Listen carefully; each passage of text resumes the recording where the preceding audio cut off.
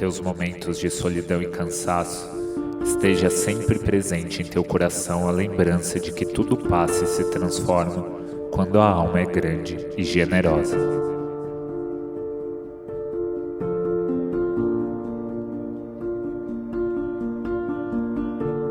Que em teus momentos de solidão e cansaço, esteja sempre presente em teu coração a lembrança de que tudo passa e se transforma quando a alma é grande e generosa.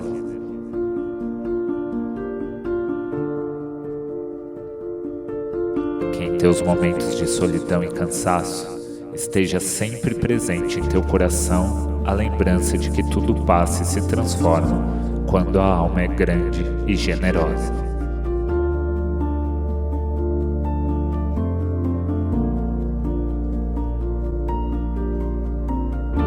Podcast sobre yoga.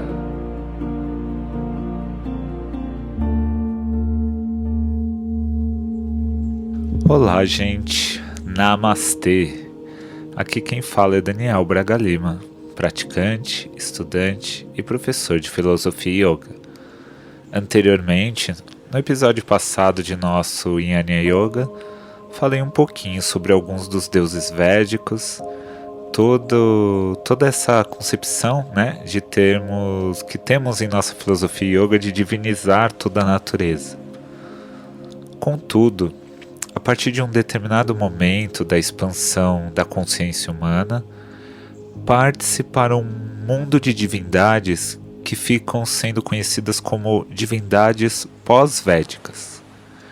Neste momento, os povos indianos começaram a passar de um tempo onde falava-se de uma natureza na qual seus elementos eram deificados, para uma etapa após, onde já conhecia-se bem os deuses da natureza. Conhecendo bem como funciona a relação e o comportamento dos deuses da natureza, os povos hindus começaram a ter mais tempo para refletir mais sobre a origem de todas essas forças da natureza. É neste momento que nasce uma nova consciência onde começamos a ter algumas considerações mais abstratas dos deuses. Então que surge um novo tempo onde nasce o que chamamos de Trimurti, que é a trindade hindu. 3 deuses chamados Brahma, Vishnu e Shiva. Dentro dessa cultura hindu, Brahma é o Deus criador. Ele cria tudo. Tudo que seja do mundo da criação, Brahma está atuando. Em geral, as imagens de Brahma mostram ele com 4 cabeças. Isso é para indicar o fato dele criar nas 4 direções principais. Mas também tem imagens que podem ter 10 cabeças, simbolizando a criação em todas as demais direções, inclusive o alto e o baixo. Brahma tem as escrituras a imagem, né, de Brahma tem as escrituras dos Vedas nas mãos, simbolizando a sabedoria. Os Vedas, o primeiro grande documento dessa cultura que explica toda a visão de mundo da época. E Brahma carrega esse saber na mão. Ainda dentro dessa trindade, em seguida, temos um deus chamado Vishnu. Vishnu é o Deus conservador, protetor, sustentador. É o alicerce da vida, estrutura de manter. Em sua imagem, ele costuma ter vários adereços, a natureza em torno dele. Sempre que vemos uma imagem que tem a pena de pavão na cabeça, podemos ter certeza que estamos diante de uma imagem conectada com Vishnu. Neste contexto, a pena de pavão simboliza a eternidade. Vishnu é aquele que vai assegurar, conservar para que não desmorone aquilo que foi criado. É a vegetação que está continuadamente se multiplicando, por exemplo. É a atuação de Vishnu, mantendo a vegetação que vai se reproduzindo para que a espécie se mantenha na natureza, entende? Assim como nós humanos que vamos tendo filhos e nossa espécie vai se perdurando, é Vishnu que dá essa condição de permanência da espécie. E o terceiro deus dessa trindade inicial é aquele que chamamos de Shiva, né? Shiva é o deus transformador, renovador. É ele que resgata o essencial de tudo que se manifesta. Ele faz um tipo de reciclagem, ele vai resgatando tudo aquilo que é prioridade. Imagine, por exemplo, a fruta que está podre e normalmente cai na terra, adubando para que nasça o novo. Shiva pega aquilo que antes por nós era considerado como lixo e utiliza isso para nova produção, novas produções, dando possibilidades a novas vidas. Shiva vai resgatando o essencial de tudo que está manifestado. Por mais que Vishnu conserve, pela lei da vida, não tem como impedir que as coisas materiais um dia deixem de existir. Quando é chegado o momento deste final, Shiva é aquele que protege aquilo existente fundamental para que haja uma continuidade. Esta é a ação de Shiva. Existem os Japamalas, né, que é o tipo de terço dessa cultura hindu. Existem Japamalas feitos de semente de Rudra, que são especificamente da energia, da força de Shiva. Em sua imagem, as serpentes em volta de Shiva mostram o lado amoroso dele. Alguns especialistas em mitologias dizem que o fato de Shiva olhar para toda a criação e perceber que as cobras são, na época, os seres mais menosprezados da Terra, ele reconhecer que elas são uma forma de vida tem seu significado sagrado na existência. Faz com que ele coloque em seu corpo, mostrando todo o seu amor por toda forma de criação divina. Às vezes, vemos Shiva sentado sobre o tigre, simbolizando o domínio sobre as forças instintivas da natureza, que às vezes são impulsivas e nocivas, né? Nessa posição, sentada, ele é conhecido como Shiva meditante. Aquele que apazigua toda essa mente caótica, ele a acalma, trazendo lucidez para que a coerência, né, e o essencial prevaleça. Nos templos dedicados a Shiva é muito comum vermos uma imagem chamada Linga, né?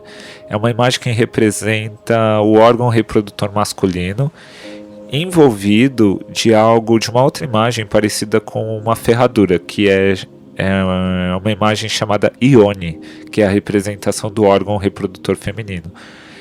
Essa imagem, né, de Linga e Ione, ela simboliza a fertilidade, o amor e essa ligação que é essencial à vida.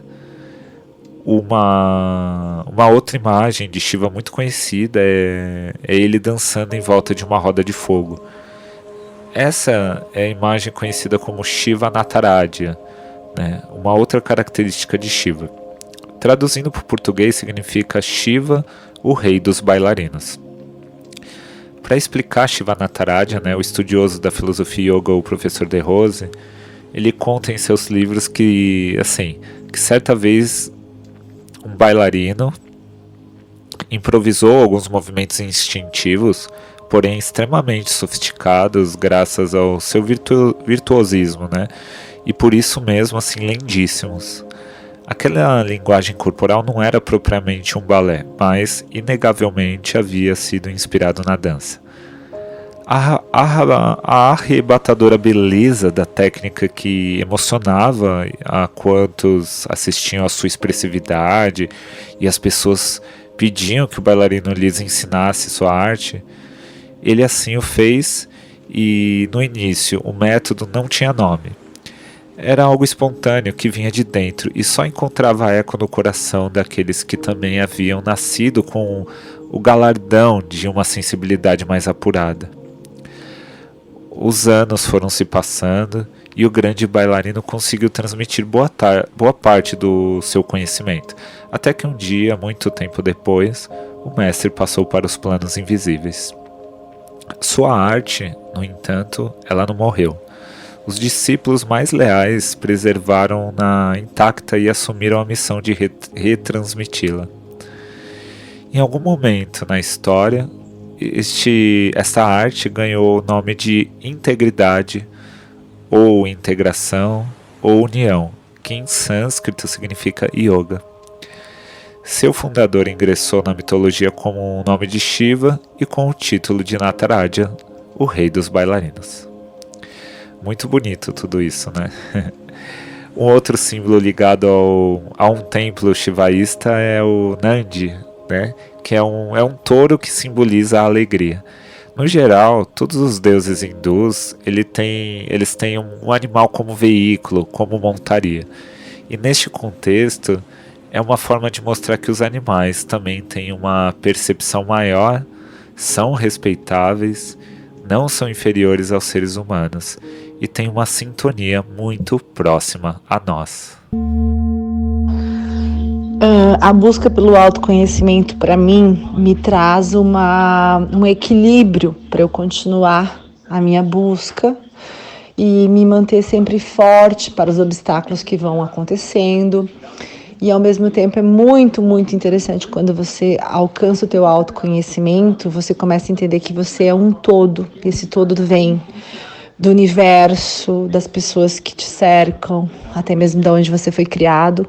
Então, se autoconhecer é importantíssimo. E quanto mais a gente vai se autoconhecendo, tu vai criando o amor próprio e nem percebe. E quando você cria esse amor próprio, você começa a fazer uma seletiva. Então, é importantíssimo, conheça-te a ti mesmo sempre, em primeiro lugar. Só que a gente demora para essa ficha cair. Parece que a gente tem que quase viver meio século para ficar inteligente e entender isso, desse autoconhecimento pessoal. Então, é importante demais. E faz você ter uma personalidade firme, determinada e focado. No pequeníssimo pedacinho de estrada que eu já consegui trilhar com bastante dificuldade, nessa estrada longa e extremamente complexa, eu acredito fielmente de que sim, nós só conseguimos mesmo alcançar a paz, o bem-estar, a felicidade através do autoconhecimento. Mesmo dentro de alguma religiosidade, de uma filosofia de vida, de algo que seja como uma mão que segura a nossa mão, em algum momento isso vai nos remeter a olhar para dentro, a sentir dentro, a pensar dentro. E isso é a nossa estrada de autoconhecimento. Então, eu não vejo no meu infinito pensamento ignorante, né, de tão pouco conhecimento, outra alternativa que não seja essa evolução através do autoconhecimento para nós alcançarmos a saúde, o bem-estar, a felicidade, a alegria, a paz, a plenitude que nos cabe, que nós somos capazes através dessa estrada que está ao alcance de nós todos, que é trabalhosa, mas é extremamente rica, linda e perfeita. Com certeza, a busca pelo autoconhecimento é um meio importantíssimo para atingir bem-estar, felicidade e paz. Porque podemos controlar a própria vida de uma forma mais consciente, com autonomia, fazendo boas escolhas e conhecendo os nossos limites. Esses deuses anteriormente citados, que fazem parte da Trimurti, Brahma, Vishnu e Shiva, são deuses masculinos que não andam sozinhos, pois eles precisam do lado feminino para haver uma fusão e desta forma, então, eles poderem exercer plenamente a sua função dentro de toda essa criação de vida. Então, dentro da mitologia, para complementar com a polaridade feminina, cada deus masculino da Trimurti terá uma deusa associada a ele. Pela linguagem mitológica, cada deus dessa Trimurti terá uma consorte. A deusa Sarasvati, ou Sarasvati, é a consorte do deus Brahma. Sarasvati é a deusa que inspira o conhecimento, inspira a poesia, a música, as artes e tudo que faça parte do mundo da criação.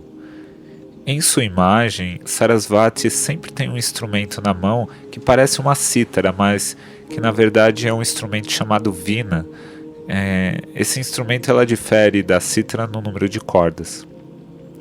Quando criamos os temas dos jornais, os livros, quando cantamos, pintamos, dançamos, todo este grande mundo do conhecimento completamente criativo, onde algo novo sempre está sendo feito, está acontecendo a ação de Sarasvati. E temos a segunda deusa. A segunda deusa é Lakshmi, e Lakshmi é a consorte do deus Vishnu. Lakshmi é a inspiradora da beleza e prosperidade. Dentro da mitologia, ela é essencial para conservar as coisas, a abundância para que perdure aquilo que nos atrai. Normalmente vemos ela nascendo de uma flor de lótus e na imagem dela, nascendo de uma flor de lótus e também em meio a moedas de ouro. Ela traz o entendimento que para conservar as coisas, a prosperidade é algo fundamental.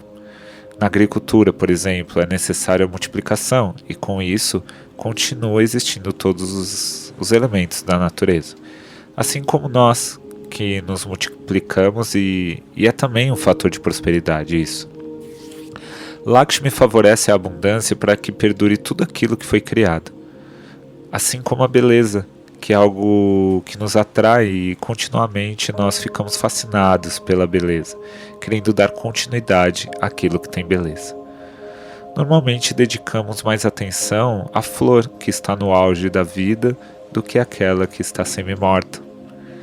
Irmos atrás de algum sentido de senso, algum senso de beleza, faz perdurar a vida. E é este senso de perdurar a vida que existe entre Vishnu e Lakshmi. Ainda seguindo o nosso entendimento sobre as divindades da mitologia hindu, como Shiva tem uma ação abrangente muito grande, filtrando, reciclando para que não nos enterremos, nos enterramos em nossa própria ação desenfreada e nociva. Nessa ação de reciclar o que é prioritário dentro da mitologia, Shiva precisa se manifestar de diferentes formas, necessitando ajuda de diferentes manifestações. Por essa razão, se tem diferentes consortes, energias femininas associadas a Shiva. Entendemos e conhecemos que a deusa Parvati, ou Parvati, ela é a consorte de Shiva, e Shiva e Parvati, elas representam o amor, eles representam o amor, a união com o absoluto. Parvati é o símbolo do amor pleno, completo, absoluto por Shiva. Ela vê em Shiva a representação da dimensão plena. Ela ama incondicionalmente Shiva e Shiva ama incondicionalmente Parvati. Muitas vezes nos casamentos nós vemos assim as imagens de Parvati e Shiva como inspiradores do casal. Normalmente vemos Parvati e Shiva com seu filho, que é o Ganesha, Só que, como eu disse, como a ação de Shiva é muito ampla, aparecem dentro da mitologia duas outras divindades femininas como sendo diferentes aspectos de Parvati, que são as deusas Durga e Kali. Cada uma com uma determinada característica própria, que precisa estar presente conforme a situação. A deusa Durga é considerada uma guerreira, protetora, benfeitora, luta contra os demônios, luta contra nossas negatividades, julgamentos, reclamações, os venenos da nossa personalidade humana que muitas vezes acabam causando doenças psicológicas e até físicas. Durga está ligada à ação de ajudar a acabar com os demônios para preservar a vida. Ela cuida dos seres deste mundo para proteger toda a criação. Em sua imagem, muitas vezes Durga está sentada sobre o tigre, representando a vitória sobre as forças instintivas que muitas vezes são ardilosas, geniosas e impulsivas. Ela se apresenta com vários instrumentos que usa para proteger toda a natureza. É uma deusa muito cultuada, às vezes usada a terminologia de deusa mãe, como se ela fosse a grande provedora e protetora de todas nós, de todos nós. Já a deusa Kali é aquela que destrói a ilusão e a ignorância. Ela tem uma ação mais abrangente nos tempos de expansão e absorção nas cidades do mundo manifesto. Kali vai atuar nos tempos e vai tratar de tirar tudo que atrapalhe e impeça a qualidade do viver em todos os sentidos. Quando Kali destrói a ilusão, ela está promovendo a lucidez, uma lucidez madura e não algo fantasioso. Ela desmancha as ilusões, nos trazendo a lucidez. Na imagem de Kali, vemos várias cabeças representando as ignorâncias, as raivas, as iras, tudo aquilo que são os demônios em nós. Ela vai matando por meio da lucidez e da amorosidade. Existem várias histórias referentes às imagens das divindades. No caso de Kali, em uma das versões é dito que o demônio que ela está em cima era um demônio muito poderoso e que ele, quando percebe que Kali está destruindo toda a sua legião, cada vez que ela mata um demônio, em cada respingo do sangue que vai jorrando para todo lado, em cada gota de sangue que cai no chão, vai nascendo um novo demônio, fazendo com que o demônio se duplique e triplique. Então, quando Kali percebe que ao invés de destruir, ela está fortalecendo mais o demônio, Kali, antes que cada gota caia na terra, ela vai bebendo todo o sangue espirrado na batalha. Chega um determinado momento que Kali acaba vencendo o demônio, e por isso, na imagem de Kali, a língua dela se mostra vermelha de sangue. Tem uma outra imagem de que Kali aparece pisando sobre Shiva. Isso acontece porque parte dessa mitologia diz que nessa vitória contra o grande demônio, no momento que o mundo fica livre destes demônios, né? Kali se faz tão contente, eufórica, que começa a dançar bastante ao ponto do mundo começar a tremer. Assim, então, os deuses pedem para Shiva, que é o seu consorte, né, controlá-la. Só que na euforia de Kali, ela não se dá conta que Shiva está chegando, e então ela monta nesse alguém que chega perto dela, né, e dança em cima dele, achando que é ainda algum demônio. Quando ela percebe que é o marido dela, então ela se acalma. Essa e outras histórias servem para mostrar que os deuses, eles dentro, né, dessa mitologia, dentro dessa visão, dessa percepção, os deuses não são perfeitos, e sim perfectíveis. Eles podem ser melhorados. Eles fazem tudo de bom, do bom e do melhor, mas também têm suas limitações. Não são ainda seres... A palavra que o pessoal usa é plenamente liberados, né? Assim, acho que a gente pode falar dessa forma. Podcast sobre yoga.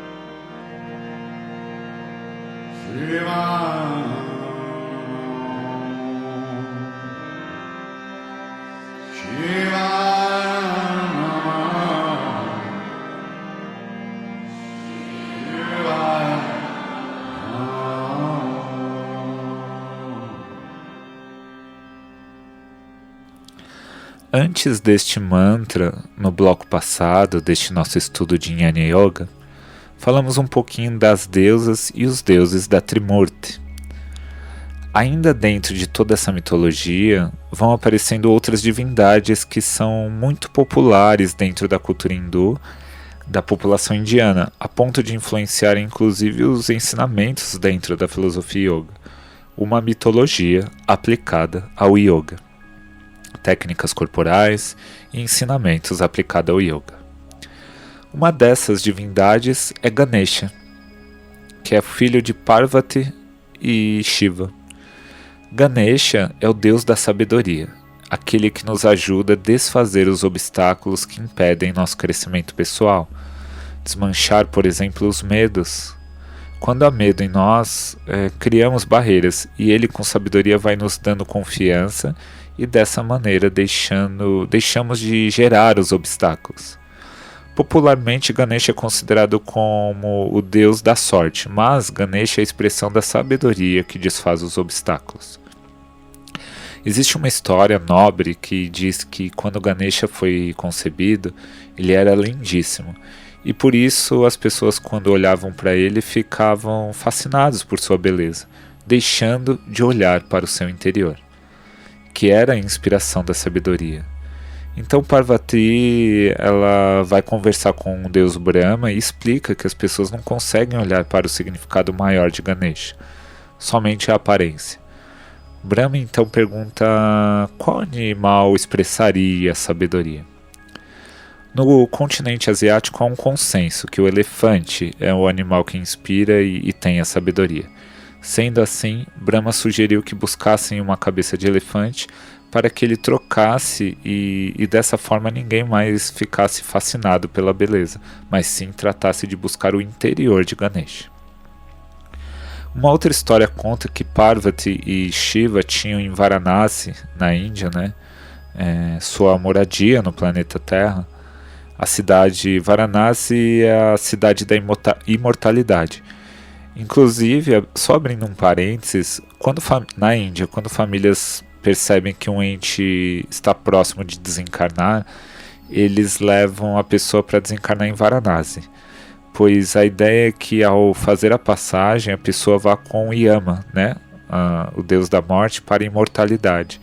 E quando não dá tempo de levar a pessoa para Varanasi, os familiares levam o corpo para ser cremado lá, em Varanasi. Mas na história de Ganesha, Parvati estava em Varanasi, enquanto Shiva estava meditando nas montanhas do Himalaia, que para essa tradição é considerada o Himalaia, as montanhas do Himalaia, é considerada a morada dos deuses. Como Parvati e Shiva se amavam muito, Parvati, na terra, tinha muita saudade dele. Então, num certo dia, Parvati, tomando banho e pensando muito em Shiva, acaba gerando um sêmen e acaba concebendo Ganesha. Com o tempo passando, Ganesha vai crescendo e um dia, quando Parvati vai tomar banho de novo, ela diz para Ganesha: proteja o lar para que não entre ninguém estranho na casa. Mas acontece que justamente naquele momento aconteceu que Shiva, lembrando de seu lar terreno e sua esposa, resolve descer para vê-la. E ao entrar na casa dele, Ganesha tenta impedir Shiva, que não conhece o filho, e então durante este atrito, a cabeça de Ganesha voa longe. Então Parvati explica que Ganesha é fruto do amor deles. Eles tentam achar a cabeça, mas sem sucesso, eles acabam encontrando a cabeça de um elefante e dessa forma Ganesha, a partir daquele momento, ganha uma cabeça de elefante. Nas imagens de Ganesha, em geral ele aparece carregando uns docinhos típicos da Índia chamado jamu. Isso para mostrar que a sabedoria, o saber, o desvendar, o desmanchar das ilusões não precisa acontecer dentro de um caminho árduo, difícil, de sofrimento. Ele pode ser algo saboroso, que tem sabor. Então o fato de Ganesha ter os docinhos é para dizer que não precisamos ter uma vida dura. Muitas das vezes achamos que precisamos seguir um caminho árduo para conseguir algo. Mas dentro destes ensinamentos culturais e espirituais, ponderadamente, devagarzinho, nós vamos aprendendo que podemos conseguir o que queremos de uma maneira mais prazerosa e saborosa. Do autoconhecimento, com certeza faz parte da felicidade e da plenitude na vida, né? Porque se eu tô mais inteira comigo mesma, se eu me conheço melhor, automaticamente eu vou ter mais até tato para lidar com as outras pessoas, com os assuntos externos que às vezes vêm perturbar, né, o nosso dia a dia, a nossa paz. Então, o autoconhecimento, ele é necessário para a nossa felicidade e para a nossa plenitude e para a gente estar mais inteiro na nossa própria vida e com isso estar mais feliz, sim. É muito necessário. Autoconhecimento traz consciência, alerta para enxergar os caminhos e o nosso comportamento, aquilo que faz com que o nosso sistema nervoso reaja nas situações do dia a dia. E conhecendo a si mesmo, você consegue ir descobrindo aquilo que você é capaz, aquilo que te para e pode desenvolver na vida.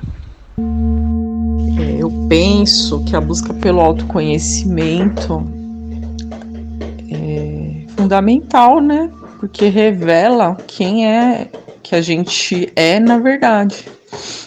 A nossa verdadeira essência, né? O que faz bem de verdade pra gente, o que faz mal. Então, acho que é um dos caminhos essenciais, na verdade, né? Pro que é o bem-estar e essa felicidade, né? Que falam, eu acho que no fundo é a gente estar bem em si, em paz com quem a gente é, né? Com a vida que a gente tem, por mais que não seja perfeita. Dentro de toda essa mitologia linda indiana, onde nasce o yoga, nós temos um casal muito especial para essa cultura. É Rama e Sita. Rama é a 7ª encarnação do deus Vishnu. A função de Rama é restabelecer a virtude divina na humanidade. Uma coisa que eu não falei do deus Vishnu é que de tempos em tempos ele se faz encarnar aqui no mundo dos fenômenos onde vivemos. As encarnações de Vishnu acontecem porque ele tem essa ação de conservar o mundo. Vishnu precisa fazer de tudo o que seja possível para que este mundo continue. Então, quando os seres do mundo, como nós, estão em decadência, Vishnu vem e encarna num formato que possa impressionar e nos inspirar para que possamos realinhar nossa vida. Por conta deste nosso mau humor, por exemplo, críticos, azedando tudo, às vezes vem alguém com amorosidade de um jeito que nos envolve dizendo 3 ou 4 palavras, despertando sentimentos mais nobres de amor dentro de nós. Dentro da mitologia indiana, existiram 9 avatares que já encarnaram na Terra, os chamados avatares de Vishnu, sendo que o 10º, chamado Kalki, ou Kalki, está designado para vir ao mundo a qualquer momento futuro. Rama é a 7ª encarnação de Vishnu. A função de Rama é restabelecer a virtude divina que estava perdida em sua época encarnatória. Nas imagens, normalmente veremos junto a Rama a esposa dele, Sita, o irmão dele, Lakshmana, e também o deus Hanuman, que é o deus macaco, que é o símbolo de amor leal por Rama, que ele sabe ser alguém valioso, um deus, o próprio Vishnu encarnado.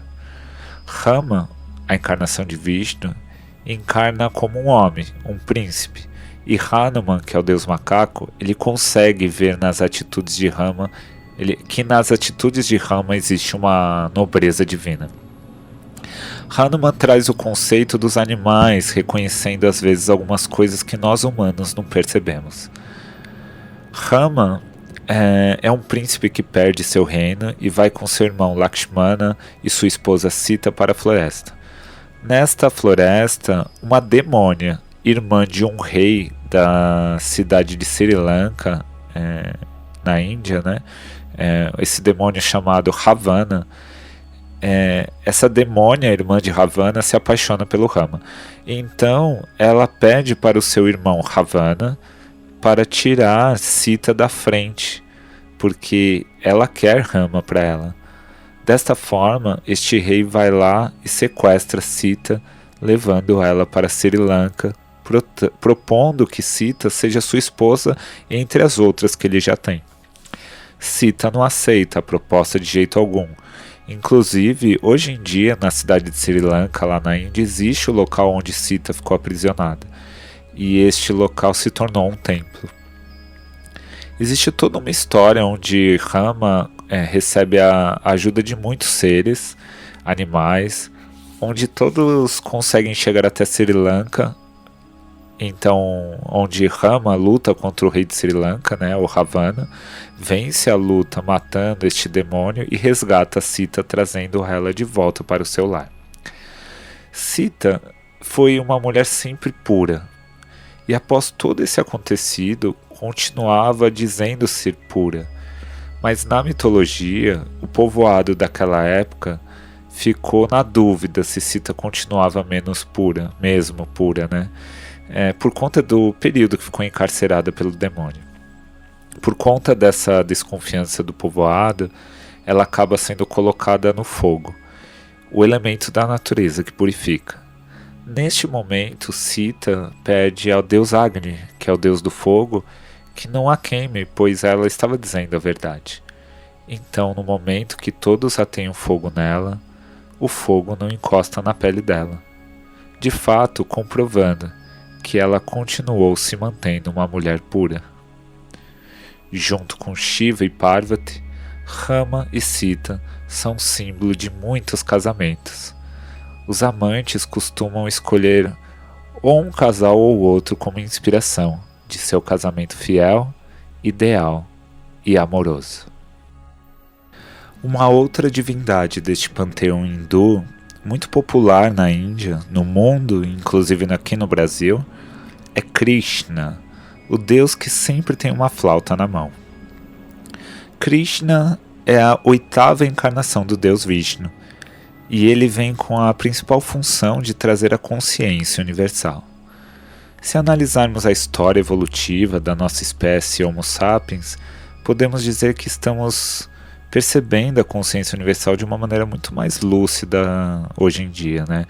Percebemos muito a repercussão da atuação de Krishna no mundo hoje, por conta do nosso desenvolvimento consciencial e também tecnológico.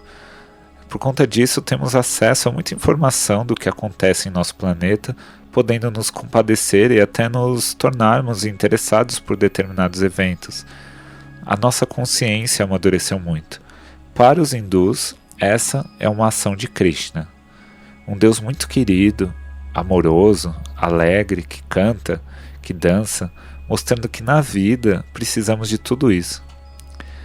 Assim como houve uma mudança de consciência dos deuses védicos para os deuses pós-védicos, de edificar toda a natureza e em seguida cultuar deuses mais abstratos com sabedoria, amorosidade, fortuna, beleza, etc. Dentro de toda essa história, chega também um momento em que surge em nós a seguinte questão: se esses deuses de consciência mais abstrata por um tempo deixam de se manifestar e depois voltam, o que acontece nesse intervalo? No intervalo onde não há uma manifestação divina encarnatória. É então neste momento que pelas práticas, pelas técnicas psicofísicas avançadas, chega a concepção de que existe algo que é indestrutível, imutável, que é perfeito e absoluto. É nesse momento que chega a concepção da existência do que eles chamam de Brahman. Para os hindus, existe uma instância no universo que existe sempre, onde tudo que existe é irradiado dessa instância. Tudo que está manifestado no mundo, ora aparente, ora não aparente, apesar disso, essa instância chamada Brahman sempre estará presente em tudo. E é essa instância que todos os seres buscam chegar. Quando falamos no estado de plena realização, o objetivo disso é conseguir perceber em si essa dimensão que está aqui e no universo inteiro. Para os hindus, Brahman seria o mesmo que Deus para nós aqui no Ocidente. Bom, gente, nestes 2 últimos estudos, conhecemos um pouquinho do aspecto transcendental da cultura hindu. Como existe uma mitologia cultural aplicada à nossa filosofia yoga, é importante conhecermos pelo menos um pouco dessa história, para que possamos nos sentir mais seguros em nossas práticas diárias, para que consigamos perceber que existe uma origem histórica, que existe fundamento, mas principalmente para que possamos exercer nossa capacidade de respeito. Respeito aos nossos antepassados. Respeito ao sagrado de nossos antepassados. Mesmo que para a sua história, de repente, nada disso possa ecoar emocionalmente, ou até trazer, talvez, algum tipo de desconforto, estudar e conhecer te ajuda a ter a oportunidade de respeitar. E o respeito tem sido uma das principais chaves para a harmonia que tanta humanidade busca. Eu estudo, compreendo, e mesmo que aquilo não faça sentido para mim, eu respeito. Exercer esse direito, potencial e capacidade de respeito às diferenças tem sido muito difícil para nós humanos, especialmente as diferenças de percepção espiritual. Tanto é que quando estudamos a história da humanidade, vemos que o que mais matou o ser humano em toda essa trajetória de vida foi a intolerância religiosa. Em nosso estudo sobre sistema nervoso, procurarei trazer um conteúdo para que possamos compreender melhor o porquê disso. Mas o fato é que as técnicas milenares da filosofia yoga têm contribuído tanto para que possamos ter a oportunidade de mudar esse tipo de comportamento violento para um comportamento mais compassivo, que há pouco tempo, no ano de 2016, a Organização das Nações Unidas para a Educação, Ciência e Cultura, a UNESCO, declara o yoga como sendo patrimônio imaterial da humanidade. Gente, agradeço por estarem comigo em mais um estudo, em mais um Jnana Yoga. Que tenhamos um lindo mês de práticas, autocuidado, autorrespeito, amor e crescimento pessoal. Namastê.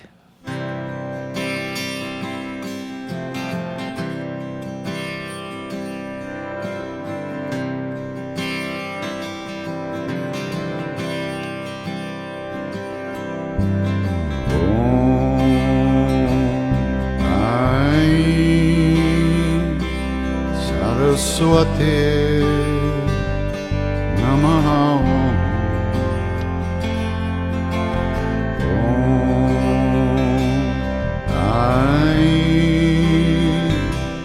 Saraswate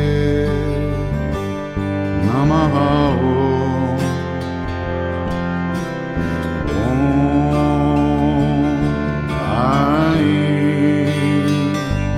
Saraswate Saraswati, Saraswati, Saraswati Namaha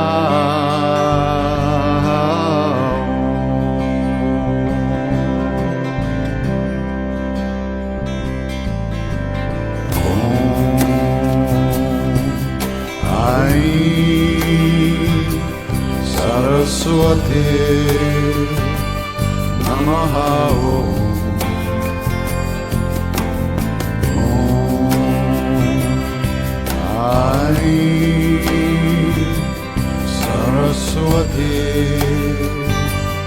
Namaha